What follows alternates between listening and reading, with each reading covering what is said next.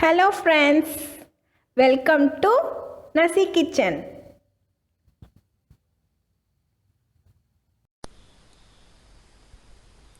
Hi friends, இன்னைக்கு நம்ம சேனல்ல ரொம்பவே ஒரு சூப்பரான ஹெல்தியான உளுந்தடை ரெசிபி தாங்க பார்க்க போறோம். வேற லெவல் டேஸ்ட்ல ரொம்பவே சூப்பராகவும் இருக்கும். வாங்க இந்த ரெசிபி இப்போ நம்ம எப்படி செய்யறதுன்னு பார்க்கலாம். இப்போ அதுக்கு நான் ஒரு உளுந்து 2 மணி நேரத்துக்கிட்ட ஊற வச்சு எடுத்து வச்சிருக்கேன். இப்போ இதை நம்ம மிக்ஸி ஜாருக்கு மாற்றிட்டு நல்லா கட்டியாக அரைச்சி எடுத்துக்கலாம். நம்ம உளுந்து போண்டாக்கு இந்த வடைக்கெலாம் நம்ம எப்படி அரைப்போமோ அந்த மாதிரி அரைச்சி எடுத்துக்கலாம். நல்லா திக் பேட்டராக இருக்கணும். இப்போ உளுந்து மாற்றியாச்சு. இப்போ இதில் ஒரு 2 பிஞ்ச் அளவு சால்ட் மட்டும் சேர்த்துட்டு இப்போ இதை மூடி போட்டு மூடி தண்ணி குறைவாக சேர்த்து நல்லா கெட்டியாக அரைச்சி எடுத்துக்கலாம். இப்போ வாங்க நம்ம அரைச்சி எடுத்துகிட்டு வந்துடலாம். இப்போ அரைச்சி எடுத்த பேட்டரை நான் இந்த மாதிரி பவுலில் ஊற்றி காட்டுறேன். பாருங்கள், இந்த மாதிரி திக் கன்சிஸ்டன்சியில் இருக்கணும். இந்த மாதிரி இருக்கிற மாதிரி பார்த்துக்கோங்க. இப்போ இந்த மாதிரி மாவு நம்ம நல்லா அரைச்சதுக்கப்புறமா இப்போ இதெல்லாம் வலித்து நல்லா சேர்த்துட்டு இப்போ இதை கொஞ்சம் ஓரமாக எடுத்து வச்சுட்டு இப்போ அதுக்கடுத்ததாக இப்போ மிக்ஸி ஜாரில்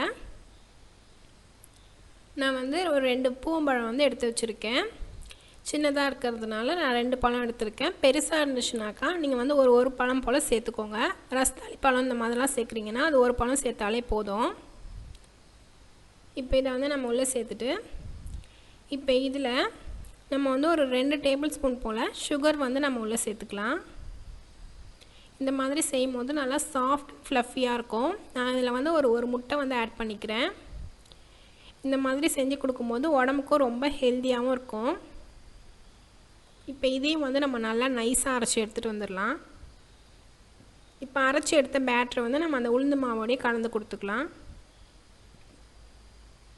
இப்போ இந்த மாதிரி நல்லா கலந்து கொடுத்துட்டு சேர்த்துட்டு இப்போ இதை நல்லா கலந்து கொடுத்துக்கலாம். மாவு நம்ம திக்காக அரைச்சாதான் நம்ம இந்த இது சேர்க்கும் போது கரெக்டான கன்சிஸ்டன்சியில் நம்மளுக்கு மாவு இருக்கும். நீங்கள் தண்ணி ஊற்றி மாவை உளுந்து மாவு தண்ணியை அரைச்சிட்டிங்கன்னா அதுக்கப்புறம் நம்ம இந்த இது இந்த மிக்சர் சேர்க்கும்போது நம்மளுக்கு மாவு ரொம்ப தண்ணியாகிடும். அதனால் இந்த மாதிரி பக்குவத்துக்கு இருக்கிற மாதிரி பார்த்துட்டு இப்போ ஒரு தவாவை நல்லா சூடு பண்ணிவிட்டு இப்போ அதில் கொஞ்சமாக ஆயில் ப்ரஷ் பண்ணி கொடுத்துக்கலாம்.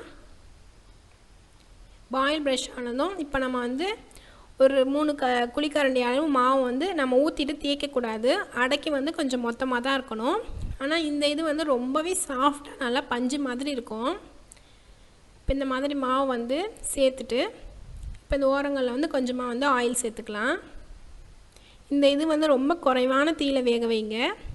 இப்போ இந்த மாதிரி மூடி போட்டு மூடி ரொம்ப குறைவான தீயில் வேக வச்சாதான் அது நம்மளுக்கு தீயாத வரும். நம்ம வாழைப்பழம் இந்த சர்க்கரைலாம் சேர்த்துருக்கிறதுனால உடனே தீஞ்சிரும்.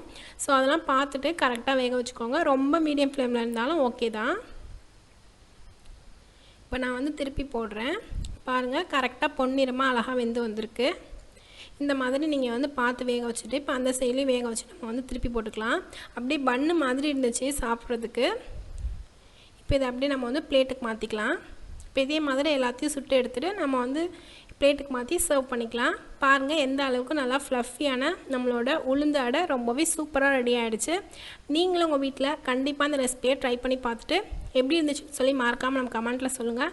இந்த ரெசிபி பிடிச்சிருந்தா மறக்காமல் நம்ம சேனலை சப்ஸ்கிரைப் பண்ணி வச்சு பார்த்துக்கோங்க. கிவ்அவேயோட கொஸ்டின் உளுந்து மாவில் நான் என்னென்ன பொருள் சேர்த்தேன் அப்படிங்கிறத ஆன்சரை இன்ஸ்டாகிராமில் சென்ட் பண்ணிவிடுங்க.